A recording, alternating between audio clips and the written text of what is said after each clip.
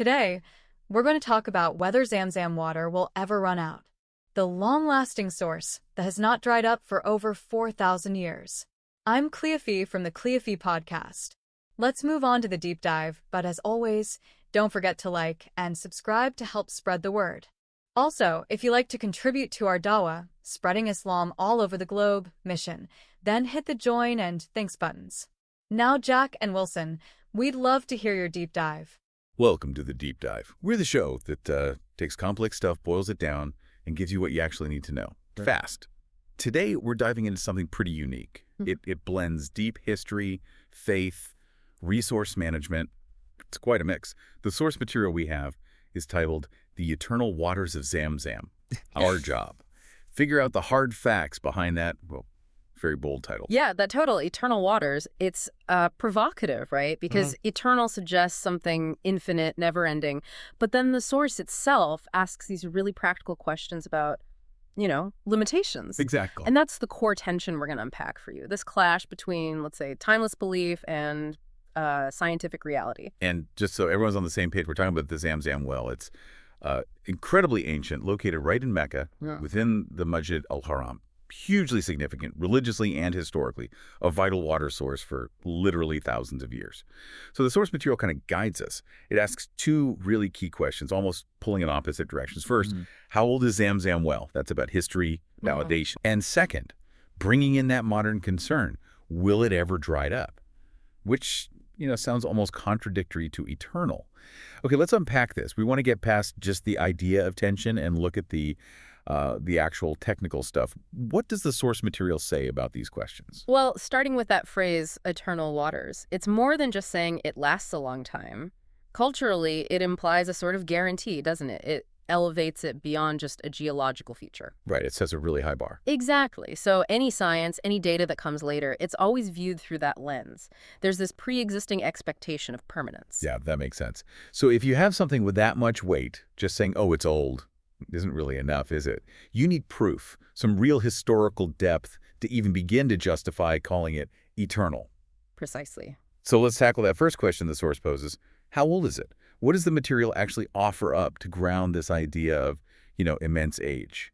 Right. So the source material pulls together historical accounts and geological findings. It doesn't give like a single carbon-dated number. You can't really do that easily with water flowing like this. Right. But what it does do is establish a pretty credible historical time frame. The consensus, based on the research cited, puts the well's origins somewhere around the 20th century BC. Wow, okay, 20th century BC, it's incredibly old. But what's the evidence for that specific time frame? Is it all based on religious texts, or is there other documented history? It's really the convergence of different lines of evidence that gives it weight.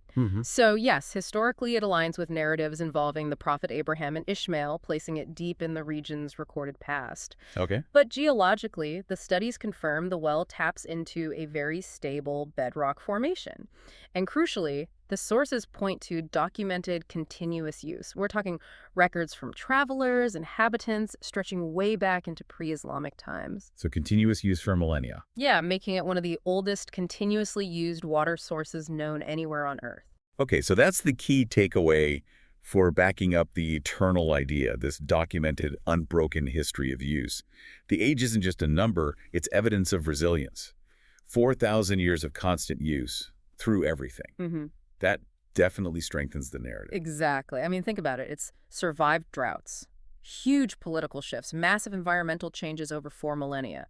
That kind of historical resilience is, well, it's probably the strongest validation you can get outside of pure faith. The source really digs into documenting and verifying this age. Right. Okay, so that covers the historical angle. Yeah. Now let's pivot to that second question, the one that feels much more modern, more anxious. Will it ever dry up? This pulls us right out of ancient history and into, well, today's hydrology. If tradition calls it eternal, why are scientists even asking if it can run dry? Well, because, modern realities, population pressures, climate change, these force us to reassess every resource, no matter how storied its past is. The source material isn't shying away from this. It's actually engaging in that dialogue, trying to merge tradition with hard data. Okay, so what does the data say? What's interesting is how transparent the sources are about the hydrology. It seems the well isn't just reliant on, say, local rain. Its primary source is the Wajid Aquifer. Wajid Aquifer. Yeah, it's described as one of the most stable and, importantly, deep aquifer systems in that whole region. Ah, so it's the depth of the source water that gives it that stability, not just the location itself. That's a huge part of it, yes. And there's more. The source material also highlights geological faults in the bedrock beneath the well. Faults, like earthquake faults. Sort of, yeah, but here they act like natural pipelines. They channel groundwater from much wider areas, funneling it towards the well system. It's like a natural, highly efficient collection network. Huh. Okay, that's fascinating. But that raises the obvious question, right? If it's tapping an aquifer, even a big one, we know aquifers can be depleted, especially with modern usage, huge numbers of people, pilgrimage seasons. How does the source address that? That's where the eternal idea really meets modern pressure. And that is the core challenge the source material tackles head-on. It spends a lot of time detailing the monitoring and management systems put in place, especially over the last few decades. Ah, so there is management involved. Oh, absolutely. Rigorous management. The research shows that, yes, the water level can drop temporarily during peak demand. It's not literally an infinite magic tap. Right, okay.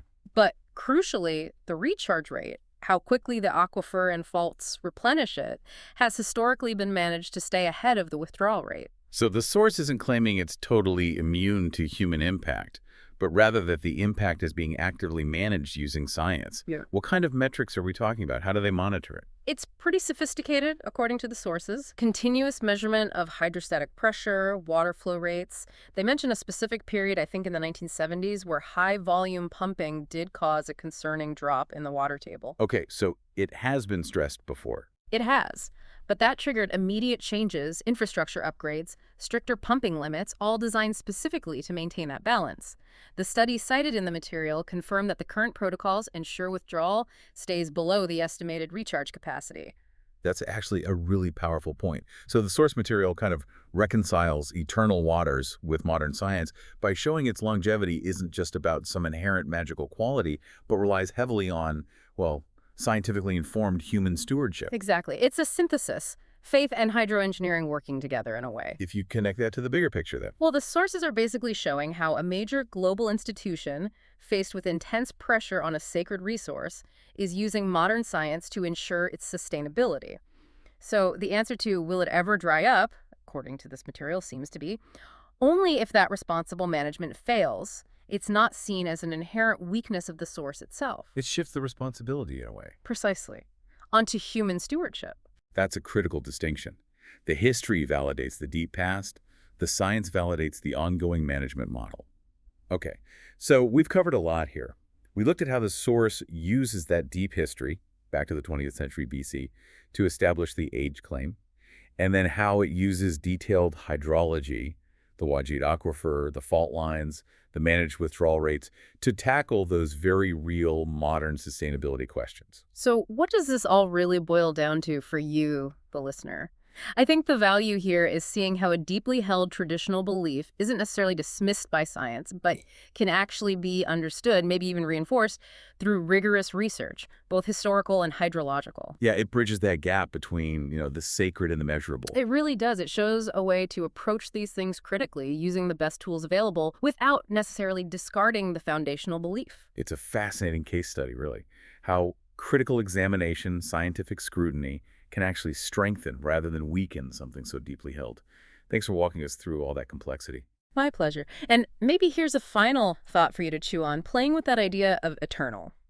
If you have a resource with, say, 4,000 years of verifiable history behind it, and you have concurrent scientific evidence showing it's being sustainably managed right now, does that, in practical human terms, get pretty close to a working definition of eternal? Or, because it relies on ongoing human oversight, do we always have to hold on to that possibility of failure, even for something so incredibly resilient? That's a really interesting question to ponder. Where does history and active management meet that concept of permanence?